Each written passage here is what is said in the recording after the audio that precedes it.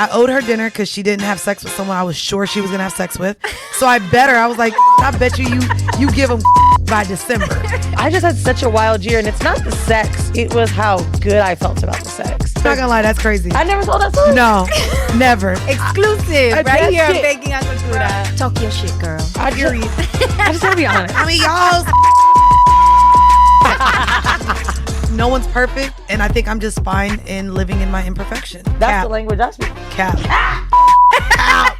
That is cap. Oh, that is cap. Don't listen to her. How did you guys meet? Our first time meeting in person was A fight. over a man that was working at Walgreens just a couple years ago. I really want to find him. Bro, we have to find him. We've realized that what we've created is actually bigger than the both of us. Can we not put that energy out? Hello. Didn't we talk about words? Seriously. No, calm down. My audience, they not ready. They not ready for this. What's up, mi gente? Welcome back to another episode on Baking on Cultura. I am your host, Victoria Jenn Rodriguez. And you know, when you are in media, shit happens, and sometimes it happens in your favor, which is exactly what happened for today's episode. Originally, I was just supposed to interview one amazing woman, but now I've got two. We've got Weezy and Mandii B, who have built an incredible media platform, literally top 1% podcast in the whole entire world, and both of them are amazing, badass businesswoman, and I cannot wait for you guys to get all the tea. Make sure your edges are together and all that jazz, because I'm warning you right now, honey, explicit language has been used. Okay? So make sure you get into it. Grab your wine, grab your tea. This is going to be a good one. Thank you both for being here, y'all. Thank you for having us. So, on Baking on Cultura, we like to start the show with some bonchinche, but we're going to mix it up with the both of you today. So I've never used this card game before, and it's called Let's Fucking Date.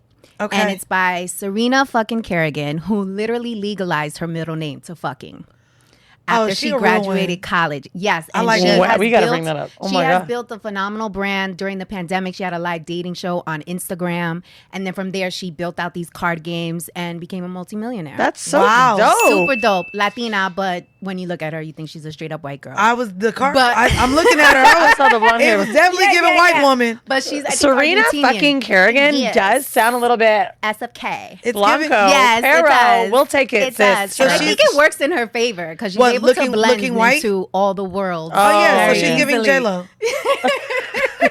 Let's go. J-Lo looks Latina. She doesn't. That bitch be playing an Italian in her film. She plays Italian, okay? I don't think J-Lo is that passing for white, but when she played in Italian, it made it Manhattan, right? Yeah, she played in Italian. No, wait, was it Wedding? One of them was Spanish. No, she was Italian. No, Wedding. Oh no, she was the Wedding Planner. The Wedding Planner. I mean, they really didn't say what national. No, because the father was like... yes, she was Italian. Yes, you're right. I know. That's such a good movie, but it's so fucked up. She went from playing an Italian to a Mexican to an Italian. Crazy. Okay, so... She's right. We do talk a lot. Okay. You know, on Baking on Cultura, just in general, I always like to support women who are doing dope shit, living out loud, coloring outside the lines, which is why I'm bringing her up and want to use you both to play this game. So you guys are going to pick a card. Some might be scandalous, so I kind of am nervous. So hopefully it's not too crazy. Girl, get your editor together. You got to pick a card and answer the question that's on the card. Okay. You go first. Okay. What is the weirdest thing you've heard during sex? Of course you would pick a card like that. All right. I'm on third base. This one you should have drew. It's okay. No, go ahead and say what you would say. I tell this story all the time, and it's funny because we just brought up Italy. So my homegirl was married to this Italian guy years ago, went to Miami, and I ended up fucking his friend. And his friend was very Italian. And he said to me, he kept talking about how perfect my breasts are. So I thought he recognized that they were fake because they were brand new at the time. And I'm like, oh, like, thank you, but they're not, like, they're, he's like, wait, what? These aren't your tits? I'm like, no, I just got them. And so we start fucking, right? So he's fucking me. He goes, beautiful breasts. Oh, what is the name of your doctor? I'm like, what? As you guys are into it. And I said, Dr. Greenberg. And he goes, thank you, Dr. Greenberg, for this beautiful breast. Dog. That memory, I swear to God, I've told No, that I'm story. not gonna lie, that's crazy. I never told that story. No, never. Exclusive right that here on shit- Baking on Cultura. That was Josie's ex-husband. His name was the man I fucked with, Davide. Davide. Interesante. That is funny. Wow. Okay. Mine is funny. Second base. If you were to get arrested tomorrow, what Fuck would it you. be for? I've been arrested a lot. She's been arrested more than me. For what? I only got arrested once, and it wasn't even for me. It was for my friend. But okay, yeah. If you Let think me see. of it, what would it be If for? I were to get arrested tomorrow, what would it be for? Only because it almost happened to me, right? I feel like as long as the drugs are in your checked bag, you should be fine. And so coming back from Toronto, our fans, anytime we have live shows, they give us drugs. So they gave us some pre-rolls and all those things, but we were in that's Canada. right. But you know, right now there's the different states with the legal shit. So as long as you fly from one state to the next where it's legal, you good. So I was like, well, it's legal in Canada, or it's legal in Toronto, it's legal in New York, I'm good. No, bitch, it's federal lines that you're crossing. So the U.S. Customs is in Toronto, and they took all my bags because, again, I have an order of protection from the last time I was arrested. And God, bitch. Wow. yeah, Okay. I know. Why is she and right? so literally Protection. the Ooh, only Vanessa. reason why I wasn't arrested from that is because I declared it. But I feel like every time I travel with my little shroom chocolates, I have in my mind that, oh, I thought it was Hershey's. I'm like practicing Right. in case I get in trouble for traveling Yeah. with shrooms. So I would say if I got arrested tomorrow, it would be for traveling with drugs. Okay. All right. Fair. What? Is that not a good one? You thought I would be arrested for something else? What you thought I would be arrested for? Indecent exposure. Oh. I know. That sounds Bitch, like I go to nude beaches. I go where I'm allowed to be naked. Yeah, but you might cross the state line. You know what? Federale. You know what? Sucking dick in a car. Oh, wow. Okay. I think you could get in trouble for that. I just saw I saw a person do that in a convertible. And someone, I've seen that too. You saw the video? With the older dudes? Yes. I ain't like that. Okay. Because kids. Okay. Oh, Sorry. boy. Okay. Sorry. This Let me is pick not a horrible card decisions. So I can participate in Let's this. go. Okay. I mean, this will be for both of you, I guess. Okay. It says, what was your first impression of me? Oh, shit. Oh. Cute outfit. I was gonna say that you're very bubbly. So your energy when you walked Yeah. into the room, like it was giving good energy. Aw, Clearly, thank that's you. why I I said I was love like, oh, I could do this little interview. This is cool. Big Let's do hair it. and big teeth. Julia Roberts has that thing where she's got that big smile, big hair, and it's like, The curls. yeah, a lot of people, when they have a big smile, they don't show it. I literally was saying just now, off camera, like, oh my God, you make me want to whiten my teeth. I love seeing a big smile, big eyes. Like, I think that attracts people to people. Like, Yeah. that to me is an inviting thing when you look open and friendly. I actually Yeah, don't know. you definitely inviting, friendly, and good energy. Thank you, ladies. I appreciate Makes that. sense. You have this Ditto. little thing. Thank you so much. All right, guys. So if you haven't figured this out already, the reason why both of these ladies are so comfortable speaking about intimacy is because your podcast, Whoreible Decisions, is essentially all about sexual health, kinkies, and all the intimate things. Yes. And you guys have built successful careers in the media space off of this podcast and have been able to branch out. And both of you are respected in the space for building your platforms. And I would love to start with, where did Whoreible Decisions come from, the name?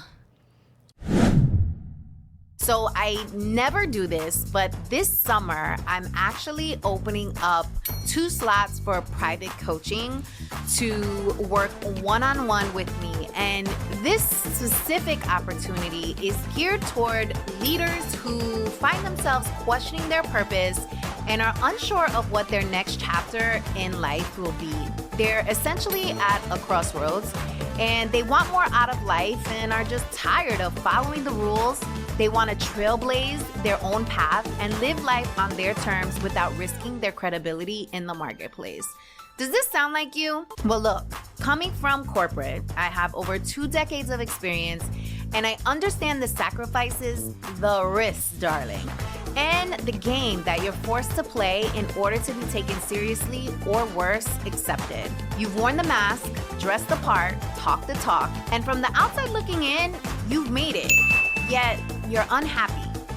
You don't want to fake it anymore, and deep down, you know that you're destined for more. I've trained over 20,000 leaders on how to use their uniqueness and their magic to build a life of influence, purpose, and freedom. A life where they don't need a vacation to escape or feel alive. A life that is exciting and peaceful at the same time. So if you're listening to this and it resonates and it's speaking to your heart and ready to transform your life, expand into the unknown, and explore the beautiful parts of you that have been hidden for far too long, I invite you to complete the application to participate in this private coaching opportunity. This is going to be super high touch, very white glove kind of experience. So once the 2 slots are taken, they're gone. So if you're interested, I will put the application link in the show notes. Make sure to apply, check that out. I can't wait to hear about your goals and where we are going to take your life next. So cheers to your renewed life. I came up with the word horrible because I'm like pun obsessed, but I wanted to call it like a horrible night.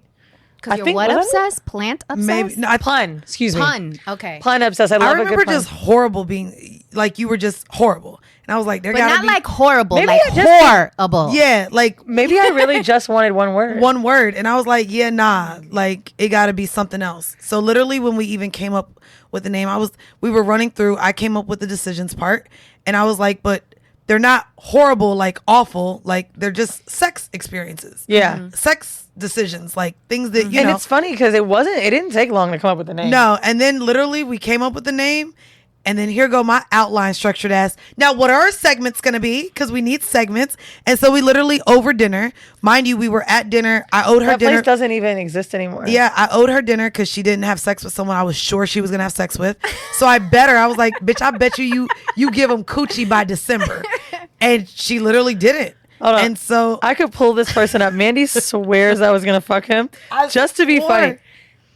He I swore. texts me every Happy New Year. How's the studio going?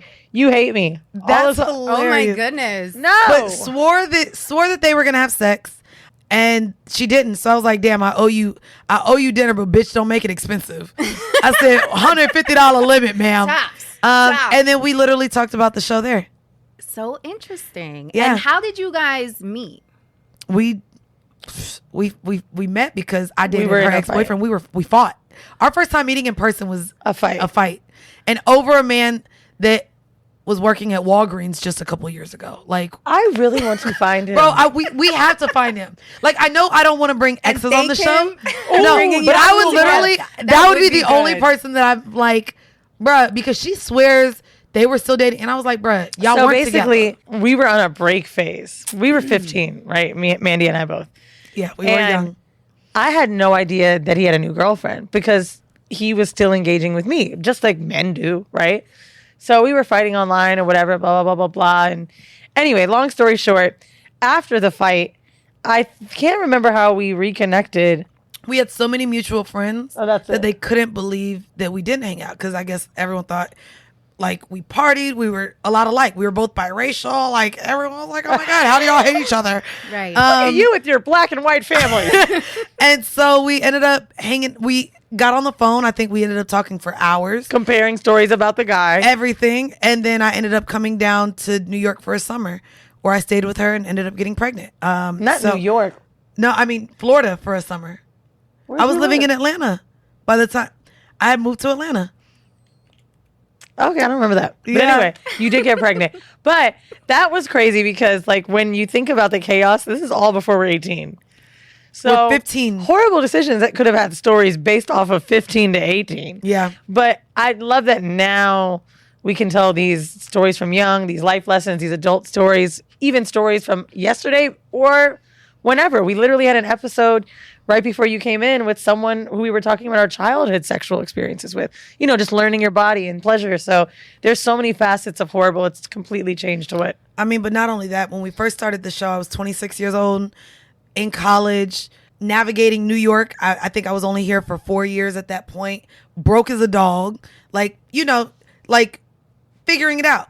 At 33, it's completely different, like where my mind is. So over the last 7 to 8 years, people have been able to kind of grow with us in our navigation of our financial state, our careers, our love lives, our friendships. And so it's been cool for the audience to kind of have a peek into what that really is. Yeah, they've been on the journey. One of the things I love is how transparent the both of you are and how detailed the both of you are. We're working on pulling that back. I know. We just said. I feel like, you know what? See, it's every Latino bitch got a little bit they got a little witch in them. No, we literally were just talking about, are we sharing too much? Like, literally, Yeah. that was our conversation. Yeah.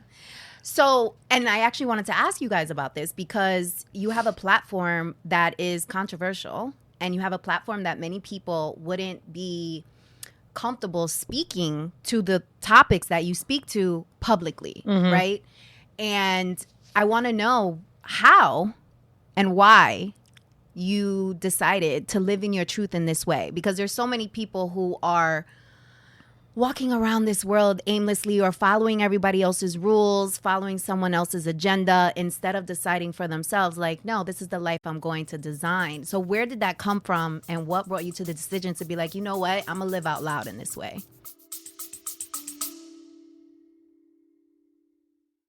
What's up, mi gente? Y'all know I like to keep things spicy, which is why when I invite the girls over for some bonchinche, I always have a stash of Sun Chips Chili Lime on deck because they're sure to bring the heat to any fiesta. The delicious flavors of red chili lime peppers and zesty lime on a satisfyingly crunchy chip is not only the perfect balance of citrus and spice, but it also perfectly describes my friends and I. With 100% whole grains and no artificial flavors, Sun Chips Chili Lime makes for the best chisme snack to get the night going. Grab a bag of Sun Chips Chili Lime today, available at retailers nationwide. To make things easy, just check out sunchips.com to find a store near you. I want a nicer answer for you, but this is the answer I have, and I think it's like the only one I can give. I think we are in an era where people really want to be famous and noted for something they do. I really think Whoreible Decisions is good because we, one, have known each other so long that there's so much chemistry there, which is why for tough times, or even if, let's just say, a guest doesn't show up, we can make an episode like that. It's because we know how to talk to each other. But I just don't think we tried hard. And it's truly authentic. I also didn't feel like I was talking to millions of people. I'm just talking to Mandii. Like, I actually still think that sometimes, where I'm like, oh, I should take that out. Because no matter if we talk every day or not, I'm still just telling Mandii the story. I don't look at this like I'm performing.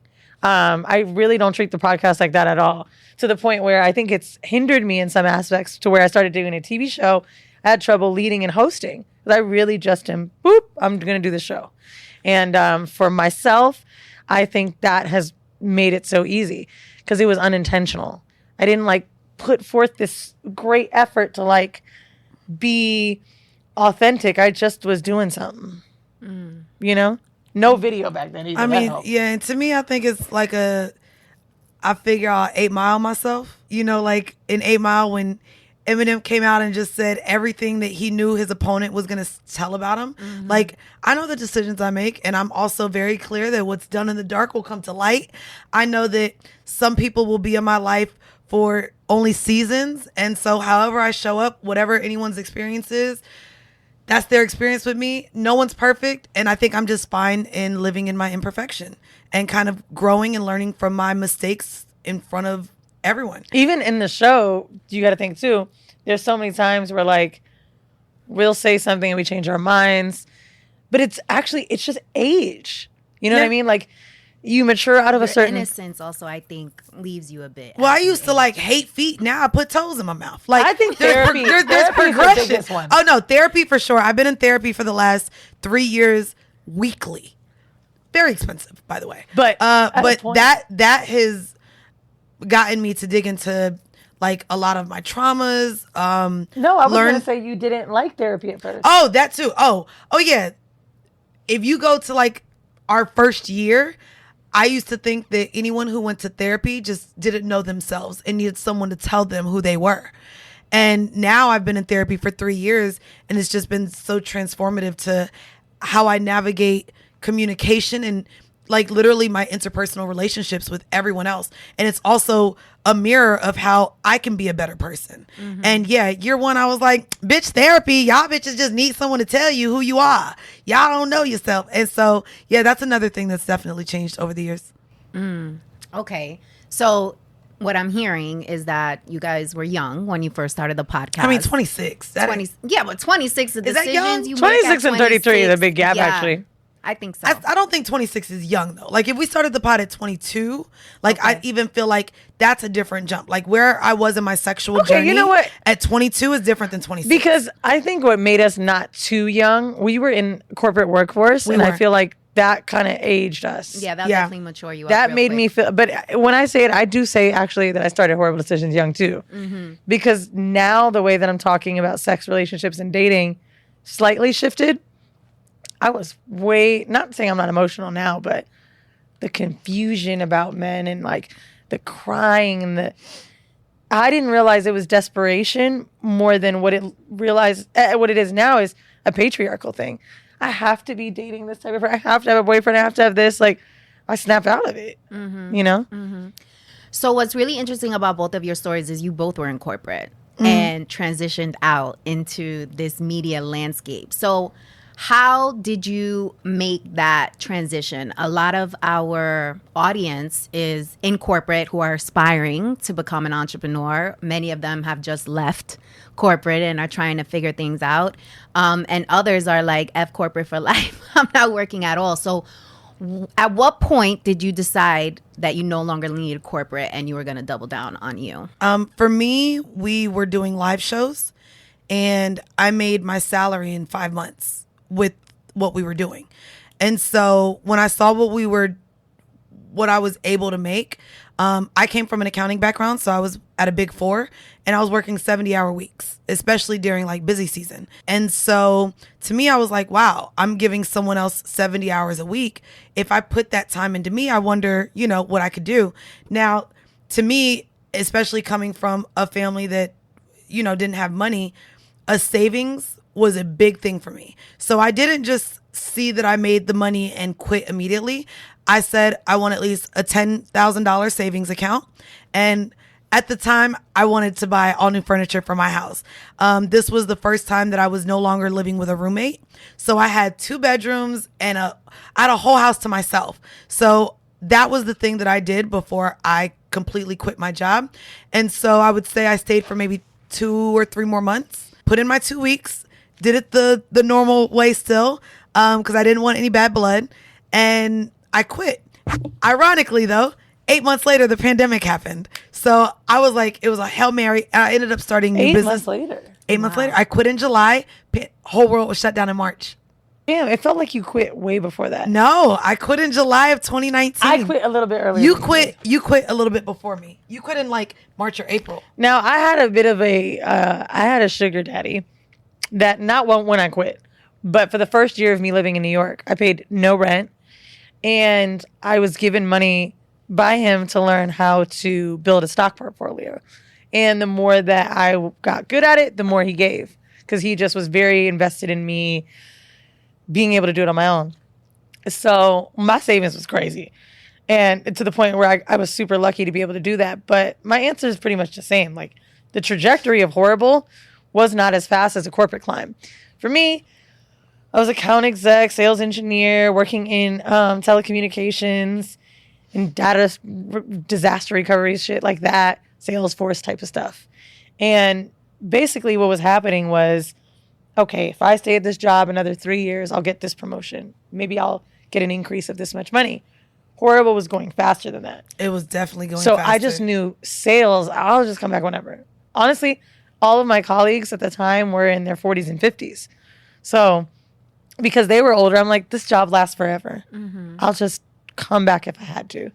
And so the leap of faith was a good one to take. Especially when you have a sugar daddy. Yeah. But he left me before. Yeah, he wasn't even around. He wasn't around. I just had a really good cushion and he taught me so much. Like, the sugar daddy shit, it's funny because I don't even know if there's a bag he ever got me. Clothes and stuff, yeah, but like, to not pay rent in New York for a year, By the way, Right. I got a few friends like that right now with guys. They're still spending too much. Like, I was really diligent. Thank God I was responsible. Like, I really did a good job at knowing, like, oh, I'm not spending $2,500, and this is back then, $3,000 in rent. I'll put it away. Like, literally was saving it. And yeah, I'm really grateful for that experience. And I think Mandii and I quitting, though, people always want to ask us this question, but they don't realize we did the job and Whoreible for a long time. For a long time. At least. You don't quit your day job until let me see you if I quit in still 2.5 years. Yeah. We did Whoreible for 2.5 years before we both quit our jobs. So, I mean, that's another thing. A lot of people get into podcasting just thinking it's going to be quick money. We spent money. Like, we didn't start seeing money until maybe a year and a half later. And that's even really quickly to see. And it wasn't profit. a recoup. No. It was just seeing money. Yeah. But, you know, I think what really helped us, I gave this advice on an episode of Earn Your Leisure where maybe I did this on a panel. But basically I said, Mandii and I make money so many different ways from Whoreible. And what's happening is now that I'm producing shows, celebrities are kind of just like, okay, well, where's the ad dollars? yeah. And they don't want to do more work. We know we have to do X, Y, Z to get there. And I think that's really what helped us. Touring, merch, Patreon, and then advertising. Yeah. But before that, because I know Patreon is something new that was No, we've had Patreon since 2017. Oh, I didn't know that. We were one of the first. We were one of the pioneers. first. Patreon looked at our model and how we was doing Do you things. remember how I found out about Patreon? James, my friend James with the long hair that was in a cult, the white guy. And I know, yeah, we looked into it. Paid for a Patreon subscription for a podcast that was making $90,000. El Chapo Trap House. Yeah. And he was like, oh, you and Mandii, because I was complaining about how much we were spending. He's like, you and Mandii should do this. I think you guys have enough fans. And it was literally just so that we can cover costs, operating costs. So literally too, and I won't be full with the numbers. We started in 2017. I think in year 1 of our Patreon, we only made like $12,000. Year 2 shot up to like 30,000. By year 3, over $100,000. And right now it's over $200,000. And we're just keep on climbing. So there's 6 figures coming in just from Patreon. But again, our first year, we were maybe seeing a couple hundred a month. Like, it wasn't a lot. And this is also work that we have to do. I understand that's a lot of money. But it's work that we have to do without the backing of Black Effect or iHeart because it's our separate entity. Not saying they wouldn't help with some extra shit. I'm just saying that's another avenue.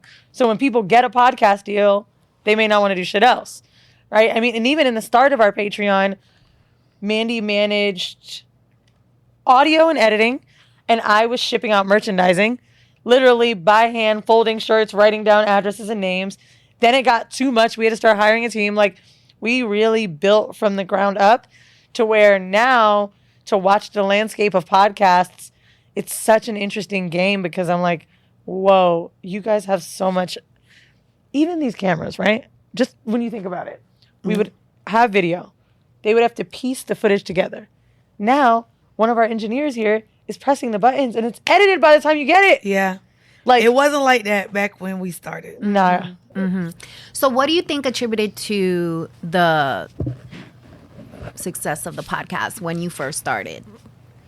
I mean, I think it was a little bit of the content. At the time, it was fresh. There's a lot of other sex podcasts now, but at the time we were, definitely the only ones of color doing it. The only Black girls talking the way we were talking. I also think we had a really good and strong support system. I think by episode 3, the people that were around us in New York, I don't think this happens if we're in any other city, honestly, but the people around us were like, y'all are fucking great. Y'all, So I always say A King came by episode 3, which put us on the radar of Charlemagne and Chris Morrow over at Loudspeaker. And they didn't just sign us immediately. I don't think we even went over there for another year. But I think because a lot of podcasts quit and they knew that. So they were waiting for Mandii. They were waiting to see if we could make it last. Also, people often said, let's see what y'all can talk about after 100 episodes. There's not that much to talk about. Yeah. We have probably between Patreon and our regular episodes, over 600 episodes. Wow. We're at we're almost at 400 regular episodes. And then we drop weekly as well on our Patreon since 2017. I would say though, when I think back, Charlemagne has a lot to do with this magnitude of our success, right? Absolutely. I think it would have taken a lot longer. Without Charlamagne. So like Yes. the show is so good that it would have found people, but we got a good fast track. I actually don't even feel like we got a fast track. I feel like to get to Charlamagne, even it was like these pieces of people, but Exposure, like the exposure. And well, yeah, access. we went on Brilliant, which is like, again, the cross promotion and what it can do for a show.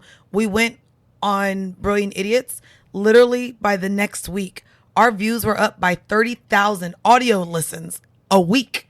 Like we'd shot from 12,000 listens a month to maybe like 40. this episode might have been like 5 years ago, Yeah. and people still talk about it. Well, But yeah, 5, 6, but maybe people 6 years ago. people really I don't know. It's what attributed to the sex. I still don't think there's a lot of sex podcasts. I still don't think they're Mandii and I for a few reasons. Talk your shit, girl. I just gotta be honest. I mean, y'all sucking dick too, but We interrupt our program to bring you this important message. Ooh, this is really good. You should know about this. So I don't know about you, but I've been known to procrastinate, especially when things scare the hell out of me. The fear alone would have me stuck, overwhelmed, confused, and all types of self-doubt. And don't even get me started on the imposter syndrome. Okay.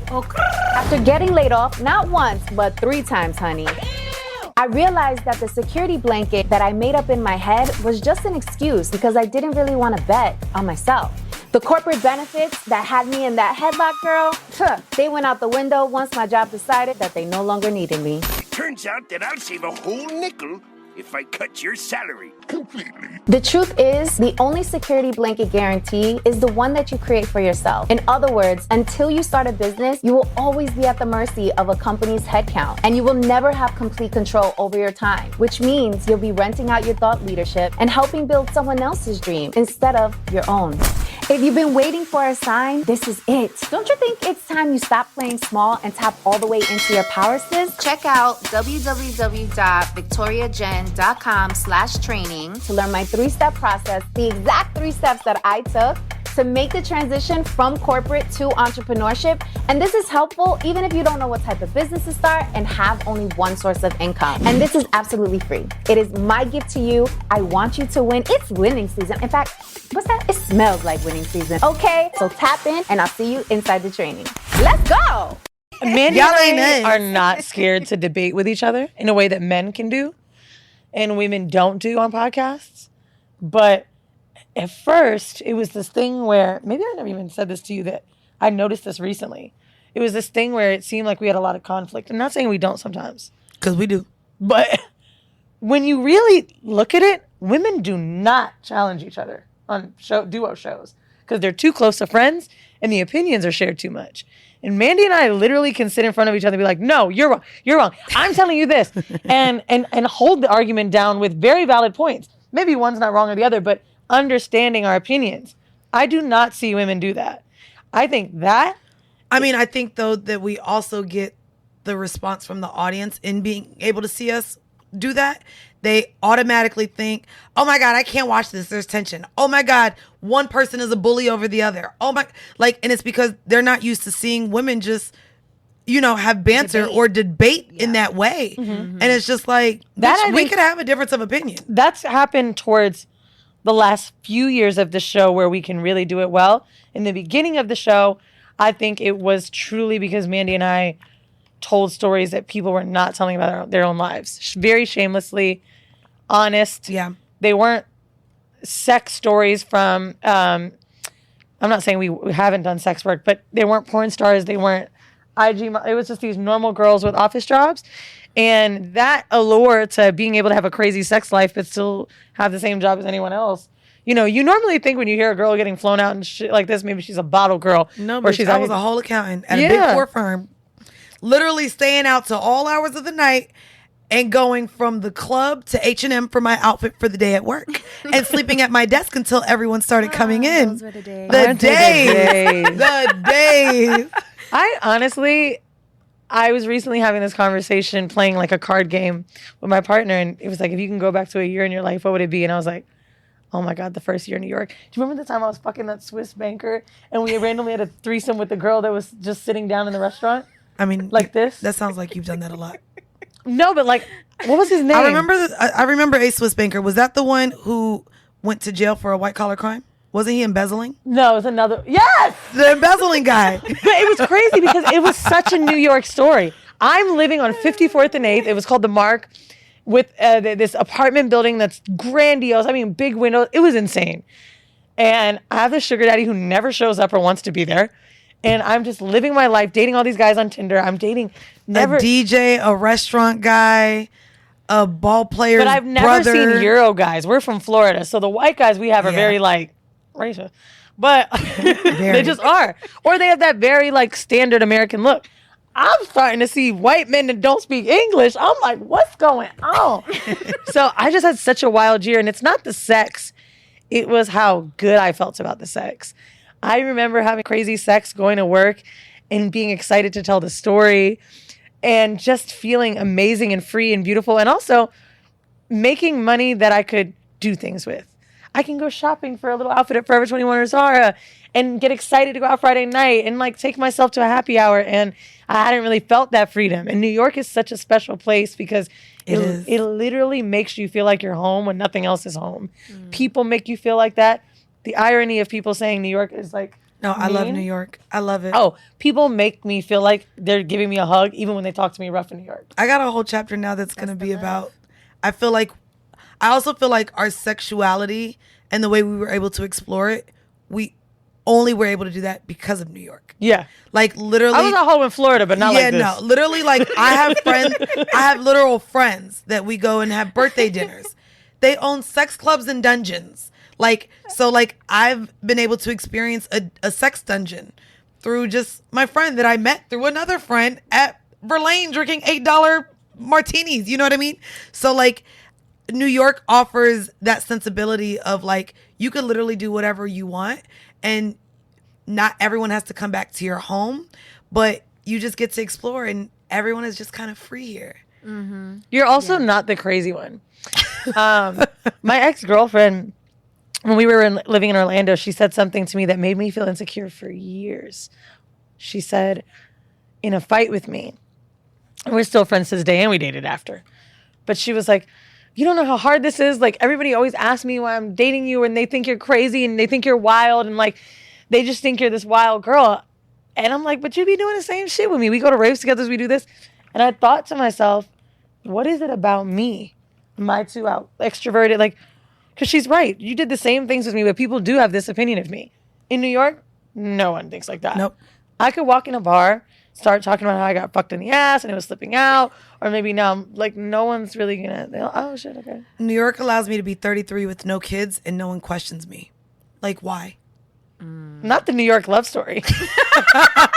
Love it. And it does smell like pee, you guys. It sure does. It's worth it. We love to get peed on. Walking this neighborhood, like I also have another studio I film in, and every time I walk over here, it's always an experience. Oh, because there's so much it's a lot. shenanigans. You got to keep your head on the a west swivel. side over here, it is too much. But Yep. I'm giggling as I'm listening to you guys because my audience, they not ready. they not ready for this. Okay, This isn't their they cup not of. ready. How many say They tea? not ready for this. Sorry bonchiche for the that we got here on bonchiche. the show. I'm so excited. Y'all gonna be grabbing your edges. I can't wait for the Oh my comments. goodness. Sorry, y'all. But I want to talk about business partnerships because both of you have been candid about the fact that you don't see eye to eye all the time, but you've been able to work through that. And I think women specifically have a hard time with separating business and personal, and or have a hard time seeing the bigger picture where they are able to process the emotions but still get shit done. And I think the both of you have been able to do that. So what is your advice for those who are seeking partners in business? What should they be looking for? What is the assessment process like? And also, what do you do when shit hits the fan? I mean, shit hit the fan for me with another business partnership. For me, what you should look for in a partnership now, like what I've learned is to really see what your partner is strong in. How do they do business? How do you know that? So that's what I'm saying. You have to know before you get into a partnership. Oh, no, that's a good question, though. So to me, there would be, I mean, and maybe not just jumping right into business with a partner at all. I don't know. Like, I'm to the point now where everybody getting a 1099. I don't know if I'll ever have a partnership again without just paying someone outright for whatever they're doing for me. However, I think whether you take a test, whether you really see how they navigate where they're at now currently, whether they have a job, do they show up on time? What is their role at that job? And maybe actually having the conversation. What do you really like to do? What things are you strong in? What things do you absolutely hate? I think those conversations aren't had enough with partners to where you go into a partnership and it's split 50-50, right? So you assume we got to split this work 50-50. Well, that's not realistic. That just absolutely is not realistic, and it's not going to happen that way, especially if you're unaware with the shortcomings or what the strengths are of your partner. And so you have to go in knowing that. I also would highly recommend not to go into business with a friend unless you are willing to lose the friendship, the business, or both. I think, and that's where when there's a strong friendship or when someone maybe wants the grace of showing up less than the other person, they lean more into the personal relationship. And so I feel like that's where it gets muddied when there's that dynamic between personal and business, because a lot of people, it's hard to separate the two. And so if someone isn't showing up in business and you're talking to them, they're going to take it personal as an attack, knowing, you know what I mean? So I would advise not to do it. And I think that's what helps. I feel like this is a little too fresh for you, buddy. I mean, I think that was I didn't expect you to be here, Mandii. Wait, was that not a lose it? Yeah, it's like, fuck that. Don't partner with nobody. But you know what's crazy? I've been actually saying that. B. Simone and Meg from the Know For Sure podcast literally sat in front of us and they loved each other on the couch. And I was like, ooh, I really hope that this stands the test of time. And that show ended as well. Like, there's a lot of public breakups that we've seen from the music industry and trickling down, especially in the entertainment space. And we don't know all of the breakups with everyone in business, but you can look them up. I know, like, Adidas, there was a split. Apple, there was a split. Nike, there's been different changes. Right. It's really hard to maintain a business and keep a personal friendship. I would say on the other side for me, Mandii and I haven't been buddy friends since we were early 20s. So, yeah, it's easier to be more diplomatic. With us, yeah. When I made WTF Media, Alex and I were at the point where we're hanging out every day, right? Now, we're born one day apart, and I believe in astrology and Pisces emotions. We've gotten in one big fight with the studio a year ago? Maybe 2 years ago. And he said something in the fight that shocked me.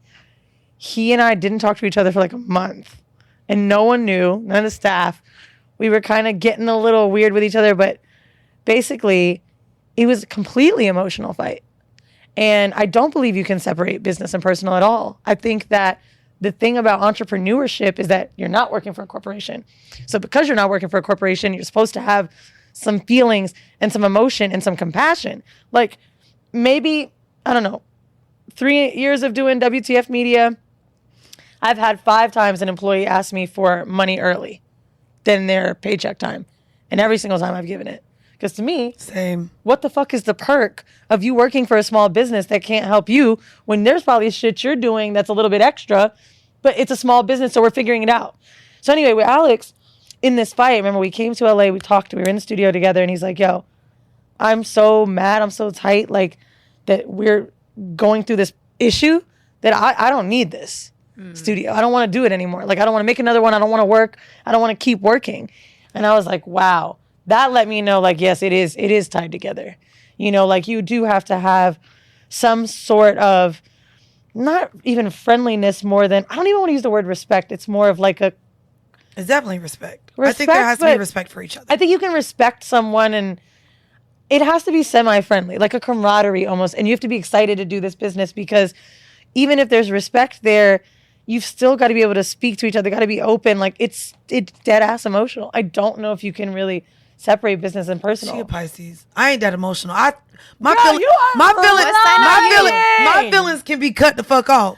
It's black and white with me. She is lying because She's I've been such hearing a- her chit chat, and I don't know, girl. Maybe whenever you get mad at me, in the last 2 years, I would say, your reasoning is a very emotional one, which I'm open to listening to because that's Cap. the language I speak. Cap. That is cap. That is cap. Don't listen to her. Y'all Listen, don't if anyone listen to listens to her. Whoreible Decisions on here, you see how Mandii That's crying? cap. Mandii. Cap. Girl, please, you emotional. But I would actually say my one thing for partnership advice, Will Smith, Mandii and I actually were both there. Yes. And it's crazy. So I'm there. Mandii was there. It was a Bad Boys screening. And he was with Will Smith and Martin Lawrence. So very lucky to be there. Alex and I got invited, but Mandii was also invited too. Will Smith mentioned... Separately, because you know I got my own invites. Like, it's okay. So anyway, Will Smith like- said something about him and Martin. And he was Yes. like, oh, he knows how to make me look great. I know how to make him look great. And he said, we surrendered our egos. The surrendering of ego. Alex is sitting on my left. Mandi's down there towards the right. And I literally was thinking like, wow, that is something I've had to practice a lot. In the podcast, it's different because you shine, you're doing your personalities. But in the studio specifically, I have to be wrong a lot because this technical shit I don't know. And I have to be honest when I'm not right. I have to really not feel like I'm not worthy. The sweat equity that we've poured into this business is very imbalanced because when we're building a new location, I really don't do anything but find it. This is his job. However, when we need to do partnerships, pay bills, pay employees, do anything, invoicing, I feel like he don't know how much the lights is. And that shit used to bother me sometimes. But I got a lot of nerve saying that when it exists because you built the shit together. So it's acknowledging the strengths and knowing that, oh, I really can't do this without you. See, she said the same thing I said, just differently. Acknowledging the strengths and the weaknesses of, and I think that that's very important in partnership. Like, but you're aware. But you can know someone's done something and have a chip on your shoulder about it. Yeah. You have to really... You have to know how to communicate. You have to really be able to celebrate someone's strengths. Yeah. More than belittle their weaknesses. Agreed. If someone's not good at something and it's been a while, maybe... See them for who they are. Yeah. Like, it is what it is. I've learned that about myself. I've learned a lot of my own flaws that I've had to accept. I'm good at a lot of shit and I'm bad at a lot of shit. But surrendering the ego, that's Will Smith, not us. Yeah. So what about this partnership in particular has allowed for the both of you to not be like, fuck it, I'm walking away from Oh, no, that's been said many times. I'm here. sure it has been said, To me, but I say it all the hasn't time. happened. When we specifically, even when we go on tour, our brand, while it's, yes, very salacious, very wild, very raw, we've actually changed lives, believe it or not, by sharing our stories. To me, It's a lot of sexual education And liberation. and There's a- liberation and giving women permission to Yes. explore themselves and embrace themselves. and so to me, every time we've gotten upset with each other or, felt like this was the last straw, we don't want to do it anymore, we've realized that what we've created is actually bigger than the both of us. And so we've surrendered our ego to the brand. Like, who we are, yes, we are both alphas. We both, have our egos and think very highly of each of ourselves and know that we're both capable of creating things outside of the brand. But I think our audience, our community, and knowing the work that we're doing keeps us doing it. I know right when I think I'm done and I want to give this up, we go back on the road and people are crying, telling me that they got the gastric sleeve because of me, or that their friends also are battling cancer, and like the stories that they are able to hear outside of, yes, us sucking dick, from time to time. It's more about like our journeys and them seeing themselves in either of us. And sometimes they might see themselves in me and might switch and be like, I'm more like Weezy now. And so it's being able to feel seen. And so this is bigger than us. I would say if it's not money or fans, because that's it. Truth be told, money and fans is why we say it, right? The thing that makes this partnership easier for me than it has over the years is what we create is truly Mandii and I. There's not a what's the word when something's off? A scale? Unbalanced. Okay, there's not an imbalance in the creative output. We've had so much content that we've made that's amazing, and I see it is like literally both. In the beginning, when we first started, people would pit us against each other a lot, and they would say things about who was better than the other.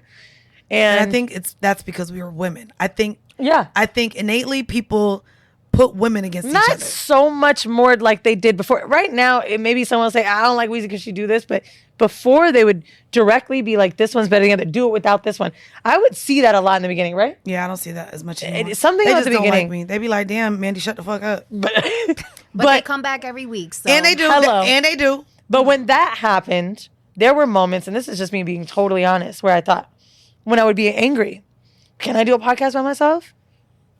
Now, seeing what we make, it is 100% 50-50. I just said it on the episode of Meryl. I see so much of these moments where it's just Mandii.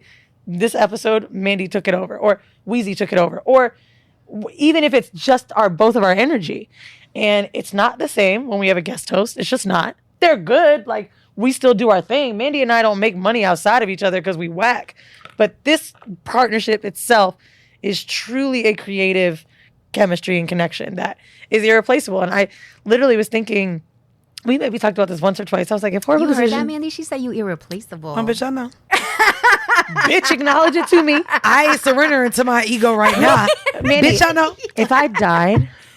Can we not put that energy out? Hello. Would you have Didn't replaced we me? talk about words? Seriously. No, bitch. Calm down. Well, we're all gonna We're die. sitting next to a witch you just said. Calm down. God. Let's not We're put... all gonna die. I'm not if a I died. Santeria. Okay. No, What no would you do? Santeria. See, come That on, is not Spanglish. what- Girl, what if you turned into Alex Cooper if I died? What I'm if not the playing shit with you. blew up? I'm not playing with you. What if they were like, damn, she got I'm not even bitch. entertaining that conversation. Nah, but I used to think I already just be worried about you The getting both pregnant. of you are irreplaceable, okay? me pregnant on I Whoreible is already gonna be told her lit. she gonna have to sit with her belly and all. We gonna be on tour. She gonna have to have That's it cut gonna be out. incredible content. Girl, I thought so too. My man was like, what you mean you're gonna be on the road pregnant? I was like, the first 7 months. Women work when they pregnant. I think I completely agree. But there is something about this era of the podcast, like being about sex, and no one else I'm sure goes through this, but girls talking about sex, when it's done, is a conversation a lot. Not him, I'm saying, just people in my life. Oh, when you have a family, when you're done with Whoreible. People say that to me a lot because I want children. Oh, when you're married and you're done with Whoreible, like, bro, the evolution of our show would include shit like that. Can you imagine if we've been talking about this stuff the whole time and I got pregnant and didn't do the show? How can I not tell you about what my body is doing? That's literally the purpose of the shit. So it's strange to me that everybody does that. Sometimes even my mom, will you still do this if you're... Yes. Like, I want to breastfeed on a final episode or something. Jesus. What? Viral. Viral moment. Okay. I know that both of you have places to be and Yes. people to do, darling. But I want to talk about money management because the both of you have built these incredible careers and are managing a lot of money that necessarily wasn't available to you before. So how are you managing your money? Are you seeking counsel? Like, did you go and blow a bag, multiple bags? Like, how are you keeping it together to make sure, like, it comes in and stays in versus go out? Now, I didn't get the education from a sugar daddy or my family. My family. Well, I know you an accountant background. Yeah, too, so. I mean, an accounting background is very different, though. Like, I did taxes for people, so yay, I pay my taxes on time. No, when we And I know how to became do friends that. again, you were telling me how you were using a spreadsheet. Oh to no, budget. I'm very good. Well, and I budget like even us, bitch. I gotta tell you why we can't pay ourselves the next 2 months because we got a big payout coming. But like, I manage. Like, I enjoy managing money. To me, it was important to have the things that I knew I wanted from corporate. So I maximize and put the max into my 401k every year. So my 401k is over 6 figures right now. I don't know anyone in my family with a full 401k in real life. I have another high yield account that I'm putting towards to buy a house. So I want to be able to walk and have at least $80,000 to put down. I'm $20,000 away from that. And then I just got an M1 account, which goes into the markets. So that's like my investment portfolio. So I have money that, to me, as long as I can't see it, it's there. And I know it's there. But to me, it's important not to see it or I'll spend it. So I'm really big with putting my money in places that are at arm's reach. Like for my high yield account, it's Ally. I can pull it out whenever I want to, but it's a completely different app, completely different place to store my money. Right. It's not in my Chase accounts. Mm-hmm. So to me, it's about putting money, letting it grow, but letting it go sit somewhere because I don't need it right now. And if I see it, yeah, I'll spend it. So it's about putting it in places that I know will grow. And again, investing in myself. So for a lot of the brands and things that I've done outside of this, like my studio, that bringing in revenue and just making everything that I make in terms of business a revenue generating business somehow. Mm-hmm. As far as bank accounts, my ideology has been the same, like not seeing it. I did have a lot of my answers are the same because I do the same thing. The only thing I do slightly differently is I have an AI trader on Charles Schwab that helps me with stocks. So something that happened to me during the pandemic, I made mad money from stocks, 6 figures. But after a while, that changed. Yeah, and the it was market- very the hard market was to not keep up with it, but basically like, yeah, I guess keep up with it. Or what do you diversify sell? it or So the resell it. AI trader has been so useful because Charles Schwab does it for free. And it'll basically place your money in certain places. You could say how much you want going to futures, stocks, or whatever it is. Or even if you like a certain type of stock, whether it be tech or whatever. That's helped. The only other little tip I would give that I've really enjoyed is I've been, oh my God, this is crazy because I didn't even realize it, but like I had been saving money in accounts and ripping the paper on where they were. They are in a locked password in my phone. There's 5 bank accounts that I have. One is like a Ninja Trader that Ian Dunlap told me about. Shout out to the master investor. Random banks, Fidelity, shit like that. And it's like rainy day shit. And they're high yield savings. Yep. But literally, I don't know where they are. I don't look at them. Like the paper's somewhere, but I don't. And it's really that if you can't see it type shit. There's a few And make apps. sure you just put it in somewhere where it is growing. So the high When yield you're is making money. like- And I know that's hard yeah. for people that may not have extra. So it's like, we're lucky to be able to do this. No, this is yeah. But also, what I'm really trying to drive home here is like women of color who are coming across a lot of money.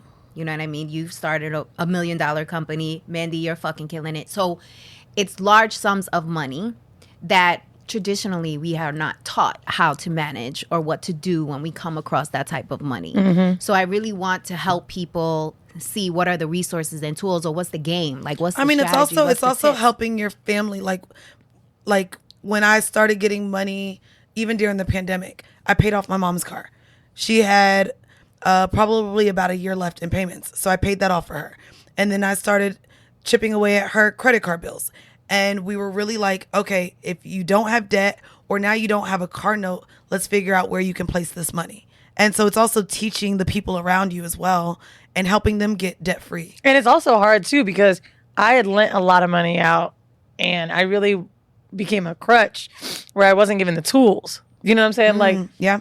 teaching my friends like how to make some side money, have a side hustle, shit like that. Mandii and I hire our friends a lot for stuff. Yeah. You know? Absolutely. I try to give bread, like, especially in the studio too, just showing love to people that have been working for a bit. If I can get them some extra cash, doing a gig, whatever. But there's one other tip.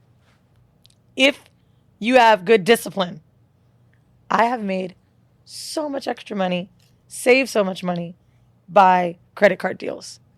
Delta Amex, being able to save hell money. yeah. I'm telling you, getting into the right company with the right, remember you were like, I don't want us to have a credit card because we're forgetting to pay it. You remember that? No, it wasn't the credit card, but you wanted that 100,000 SBA loan or something. No. Oh. Specifically, Because I was like, girl, what if we break up? I don't want to have this debt, girl. No, we had an Chase Business Yeah. Unlimited Inc. card, right? Mandii and I were sending out merchandise, maybe spending $5,000 a month on It merch. was way too much. And I'm like, bro, we need a credit card. And she's like, no. Then one of us is going to have to put our social down and blah, blah. I was like, fuck it, I'll do it. Bro, we had so much cash that you could send back from what you're spending. And like, it did take some managing, but I'm obsessed with that. My father is terrified of credit. He never wanted me to have a credit card. He never wanted me to do that. He never wanted me to be in debt. However, when you've really learned how to use credit, bitch, free money constantly. Alex literally won't spend money on the studio unless we do it on a credit card, one of ours, because that's how much you get back. Yeah. So I've just really taken advantage of that and learning the game. And I realized too, it's tough because when I'm at the point when I was living paycheck to paycheck, none of this matters. None of this shit and this advice we're giving matters. You have to get to a decent place to use this stuff. When you're struggling, this is like deaf ears. And I hate when people used to tell me shit like this because I'm like, It was impossible. Bitch, what the fuck am I supposed to I'm put working to away? pay bills. like, it's tough. But once you get a little cushion, then that's what rich people do. Yep. They use millions to fucking save it and make it.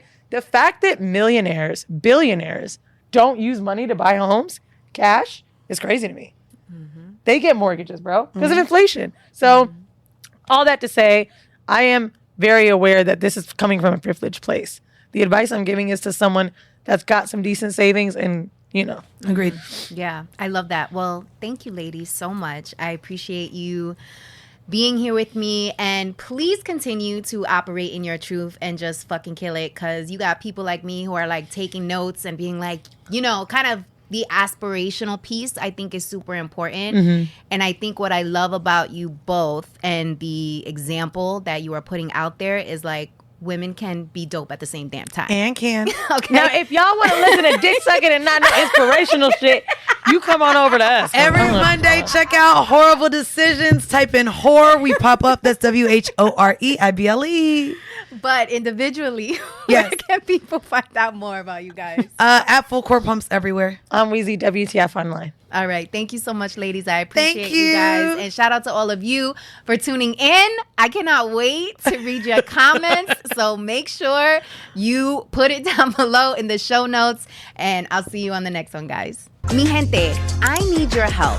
Look, the real game behind podcasts is we need to really understand our demo, aka you, our audience, so that when we go out to sponsors who help us put on this amazing show and deliver this content to you, that they can clearly understand who we serve and what is significant to you and what you value. And the only way for us to get that information is for you to give it to us. So we just created this survey. I'll put it in the show notes. It will take you less than 3 minutes, literally, but it will be so helpful for us to get a better understanding of what it is that you care about, what's important to you, what do you value, so that when we're out in these streets trying to secure the big bag and get sponsors for this show, they know exactly who our audience is and what you care about. So we can bring you the best products, we can bring you the best organizations that are out here serving the cultura, the community, you. So please take a moment and fill out the survey. I'll link it in the show notes. Appreciate you. Let me make it claro. Look, Let me be very clear. claro. Sometimes I feel like I've run into some people that say we've been messaging for a long time and they're content creators.